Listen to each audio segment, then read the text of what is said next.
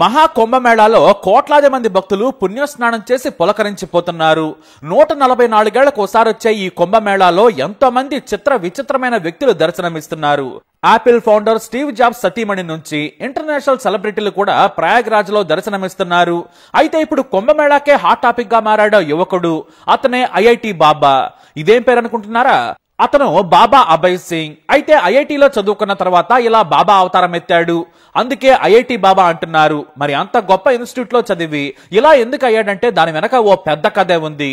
అయితే బాబా అవతారంలో ఉన్న అబ్బాయి ఇంగ్లీష్ లో దంచి కొడుతూ ఇంటర్వ్యూలు ఇస్తున్నాడు. ఎంత ఆధ్యాత్మికమైనా కూడా సైన్స్ ను బేస్ చేసుకునే జీవనం సాగించాలని గొప్పగా చెబుతున్నాడు. అంతేకాదు సద్గురుకు ఏమీ తెలియదు, కానీ ఆయన డాక్టర్లు, ఇంజనీర్లు, సైంటిస్టులతో మాట్లాడుతుంటాడు. అతను ఫేక్, కానీ నిజమైన జ్ఞానం ఉన్న వాళ్లే బాబాలుగా ఉండాలంటాడు ఐఐటి బాబా. చదువులో topper, all India rank 731. IIT బాంబేలో చదివాడు. క్యాంపస్ ఇంటర్వ్యూలో జాబ్ కూడా కొట్టాడు. నెలకు లక్షల కొద్దీ జీతం తీసుకున్నాడు. తాను చూడని జీవితమే లేదు. కానీ ఇలా బాబాలా చిన్న టెంట్ కింద మాసిన బట్టలు ధరించి కొన్ని పుస్తకాలు పక్కన పెట్టుకుని బాబా ఎందుకు అయ్యాడంటే మాత్రం జీవితం నేర్పించిన పాఠం అంటాడు. మన పిల్లలు ఐఐటిలో చదవాలి, గొప్పవాళ్లు కావాలి అనుకుంటాం, కానీ కష్టపడి చదివి ఐఐటిలో చదివిన అబ్బాయి ఏకంగా సన్యాసిలా మారిపోయాడు. ఎందుకంటే జీవితం అంటే ఏంటి, మనసు మనల్ని ఎందుకు వేధిస్తోంది, మోక్షం ఎక్కడ దొరుకుతుంది, నిజం తెలుసుకోవాలి, జ్ఞానం సంపాదించాలి, ఇలాంటి ప్రశ్నలతో మొత్తానికి జీవితాన్ని రివర్స్ గేర్ లోకి తీసుకెళ్లిపోయాడు అబ్బాయి. అబ్బాయి పుట్టింది పెరిగింది హర్యానాలోని ఓ గ్రామంలో. చదువులో చిన్నప్పటి నుంచి టాపర్. తల్లిదండ్రులు మధ్యతరగతికి చెందిన వారే. ఎప్పుడూ గొడవ పడుతూ ఉండేవారు. ఆర్థిక కష్టాలు ఉన్నప్పుడు ఏ దంపతుల మధ్యనైనా గొడవలు సహజం. కానీ చిన్నప్పటి నుంచి అబ్బాయికి అవి నచ్చలేదు. తాను పెద్దవాడైనా కూడా గొడవ పట్టం చూసి తట్టుకోలేకపోయాడు. సర్ది చెప్పినా వినలేదు. అయితే 2008లో ఆల్ ఇండియా ర్యాంక్ 731 సాధించాడు. ఐఐటి బాంబేలోనే చదవాలనుకున్నాడు, కానీ తనకు కంప్యూటర్ సైన్స్ రాలేదు. దీంతో ఏరోస్పేస్ ఇంజనీరింగ్ లో జాయిన్ అయ్యాడు. తనకు కూడా ఏరోస్పేస్ ఇంజనీర్ కావాలని ఉండేది. అతనికి కూడా అదే వచ్చింది. చాలా బాగా కష్టపడి చదివాడు. అంతేకాదు తన స్నేహితులతో కలిసి పార్టీలు చేసుకున్నాడు, మందు తాగాడు, సిగరెట్లు తాగాడు. ఇంకా చెప్పాలంటే కాలేజీలో చదివేటప్పుడే డబ్బులు దొరకకపోతే బీడీలు కూడా తాగాడు. ఫ్రెండ్స్ తీసుకెళ్తే పబ్బులకు కూడా వెళ్ళాడు. జీవితాన్ని ఫుల్ గా ఎంజాయ్ చేశాడు. అలాని చదువుని ఎప్పుడు వదిలేయలేదు. 2012లో ఇంజనీరింగ్ 85% మార్కులతో పాస్ అయ్యాడు. అయితే ఆ తర్వాత వెంటనే క్యాంపస్ ఇంటర్వ్యూలో జాబ్ వచ్చింది. అయినా తనకు ఇష్టమైన మాస్టర్ ఇన్ డిజైన్ కోర్సును పూర్తి చేశాడు. తనకు ఫోటోగ్రఫీ అంటే చాలా ఇష్టం. ఎన్నో కార్పొరేట్ కంపెనీల్లో ఆఫర్స్ వచ్చాయి. బాంబే షేవింగ్ కంపెనీలో ప్రాజెక్ట్ మేనేజర్ గా చేశాడు. ఆ తర్వాత ఓ ఇంటర్నేషనల్ బ్యాంకులో పనిచేశాడు. గ్రేవాల్ అనే సంస్థను కూడా స్థాపించాడు. కమ్యూనికేషన్ డిజైనర్లుగా పలు జాబ్స్ చేశాడు. కావలసినంత శాలరీ కూడా తీసుకున్నాడు. జీవితాన్ని ఎంత ఆస్వాదించాలో అంతా ఎంజాయ్ చేసేశాడు. చిన్నప్పటి నుంచి మధ్యతరగతి జీవితంలో బతికిన అబ్బాయికి కెనడాలో జాబ్ ఆఫర్ వచ్చింది. పెద్ద శాలరీ ఏం కాదు, కానీ ఏడాదికి 36 లక్షలు ఇస్తాము, అకామిడేషన్ కూడా తమదేనని ఓ కార్పొరేట్ కంపెనీ ఆహ్వానిస్తే వెళ్ళాడు. అయితే అక్కడే ఓ ఇండియన్ అమ్మాయితో ప్రేమలో పడ్డాడు. ఇద్దరు డీప్ గా ప్రేమించుకున్నారు. పెళ్లి చేసుకోవాలనుకున్నారు. శారీరకంగా కూడా దగ్గరయ్యారు. ఆమెనే తన భార్య అనుకున్నాడు. తన తల్లిదండ్రులకు కూడా విషయం చెప్పాడు. కానీ 4 ఏళ్ల ప్రేమ తర్వాత ఆ అమ్మాయి వేరే వ్యక్తిని సడన్ గా పెళ్లి చేసుకుంది. కనీసం తనకు చెప్పను కూడా లేదు. తాను ఒక వ్యక్తిని ప్రేమించిన విషయం కూడా పట్టించుకోలేదు. దీంతో అతనికి ప్రేమ మీద విరక్తి పుట్టింది. మరోవైపు తల్లిదండ్రుల గొడవలు చూసి పెళ్లంటేనే భయపడిపోయాడు. 2022లో ఇండియాకు వచ్చిన అబ్బాయి తీవ్రమైన డిప్రెషన్ లోకి వెళ్లిపోయాడు. జీవితం మీద విరక్తి కలిగింది. మనసు బాగా లేకపోవడంతో కొంతమంది పిల్లలకు ఫిజిక్స్ పాఠాలు చెప్పాడు. ఐఐటి కోచింగ్ ఇచ్చాడు. ఇంటర్మీడియట్ మ్యాథ్స్, ఫిజిక్స్ చెప్పాడు. తనకు కావలసినంత నాలెడ్జ్ ఉంది. కానీ మనసులా లేదు. ప్రియురాలు మోసం అల్లకల్లోలం చేసింది. తల్లిదండ్రులు కూడా కలిసి సంతోషంగా బతకడం లేదు. మరి నాకు పెళ్లెందుకు, ఇలాంటి జీవితం ఎందుకు అనుకున్నాడు. అప్పుడే మైండ్ కంట్రోల్ మీద పుస్తకాలు చదవడం మొదలు పెట్టాడు. నా మనసు ఎందుకు ఇలా అవుతుంది, నా ఆలోచనలను ఎందుకు కంట్రోల్ చేయలేకపోతున్నానని తెలుసుకునేందుకు మార్కెట్లో దొరికిన ప్రతి పుస్తకం కొని చదివాడు. అప్పుడే తనకు జ్ఞానం పెంచుకోవాలి అనే ఆశ పుట్టింది. దీంతో సంస్కృతం బాగా నేర్చుకున్నాడు. పాశ్చాత్య భారతీయ ఫిలాసఫీ పుస్తకాలను బాగా చదివాడు. అప్పుడే జిడ్డు కృష్ణమూర్తి పుస్తకాలు చదివిన అబ్బాయికి కొత్త ఆలోచనలు వచ్చాయి. ఈ జీవితంలో తనను తాను తెలుసుకోవాలనుకున్నాడు.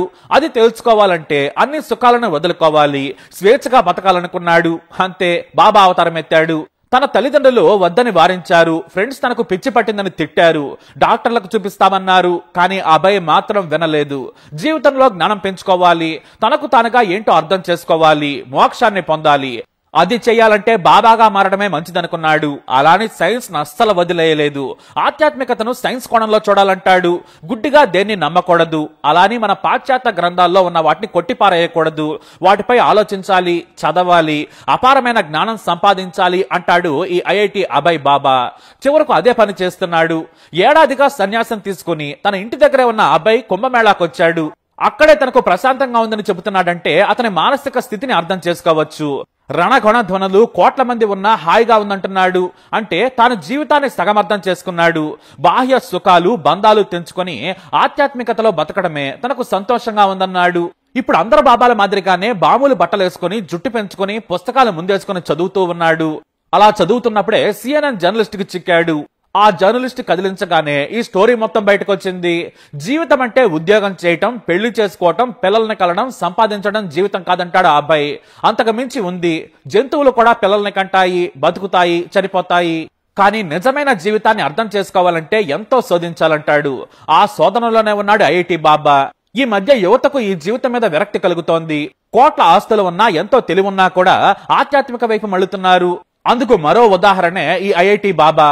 మరి ఈ బాబా గురించి మీరేమంటారు? మీ అభిప్రాయాన్ని కమెంట్ ద్వారా తెలియజేయండి. ఈ ఇన్ఫర్మేషన్ కోసం వీడియోని లైక్ చేయండి, షేర్ చేయండి, మా ఛానల్ని సబ్స్క్రైబ్ చేసుకోండి.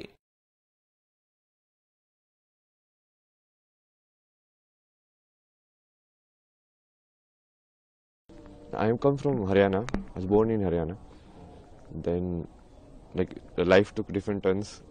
So I went to like IIT to study. Then changed the path from engineering to arts. And that also didn't work. Then changed again. So kept changing unless like I arrived at the final truth, you can say. Then after that, I started exploring. Okay, so what is it like? It makes it. What is it the other people have discovered about it? Then I started like when you see Sanskrit, like how Sanskrit was written and composed. What makes Sanskrit so special? So if you see, the Maheshwaraya Sutra, like this Panini says, like he was in meditation. Then he got this sutra. It's like the Damru of Shiva, like Shiva gave him this, which is the base of the Sanskrit language. Then how it is composed, like with respect to grammar. So all of this knowledge, like it should be combined. It's not like separate, like like linguistic is like they're like this is a linguist guy, this is a spiritual guy, this is a Baba guy. No, because earlier the Rishi used to do both actually, and that was the method of doing it. Like if you study Ramanujan, like his math equation come from like Devi only.